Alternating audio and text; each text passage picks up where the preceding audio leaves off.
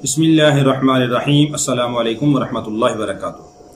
محترم ناظرین، بہت سارے لوگ پریشان ہوتے ہیں کہ ہمارے بچے کو یا ہماری بچی کو مرگی کی شکایت ہے، ہاتھ پاؤں ٹیڑھے ہو جاتے ہیں، دورے پڑتے ہیں، منہ سے جھاگ آنا شروع ہو جاتی ہے، ڈاکٹروں کا بہت سارا علاج کروایا ہے، کوئی فائدہ نہیں ہوا۔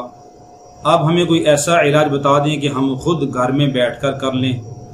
تو چونکہ عموماً بہت سارے لوگ ہمارے پاس آتے بھی ہیں مریض کو لے کے، ان کو تو ہم تعویذ بنا کے دے دیتے ہیں، دم کر دیتے ہیں، لیکن بہت سارے لوگ ایسے ہیں کہ جو بہت دور ہیں، دوسرے ملک میں ہیں، دوسرے صوبے میں ہیں، دوسرے ضلع میں ہیں، اور ان کا مریض کو لے کر ہمارے پاس آنا یا ان کے علاقے میں کوئی ایسا عامل نہیں ہے جس کے پاس وہ لے کے جا سکیں، مشکل ہوتا ہے۔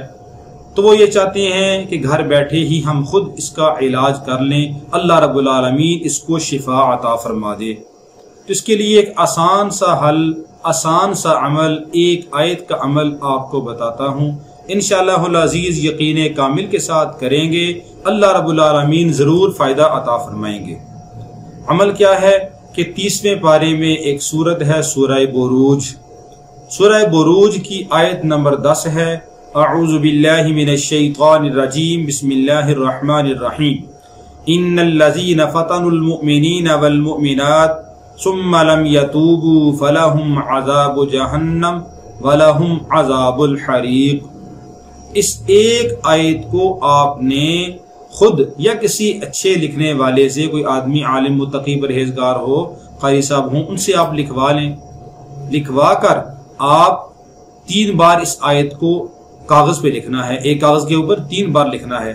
3 بار لکھ کے اس کاغذ کو آپ تعویذ بنا لیں، تعویذ بنا کر اس مریض کے گلے میں ڈال لیں، اور صبح شام اسی آیت کو 7 بار پڑھ کر اس مریض کے دائیں کان میں دم کر دیں۔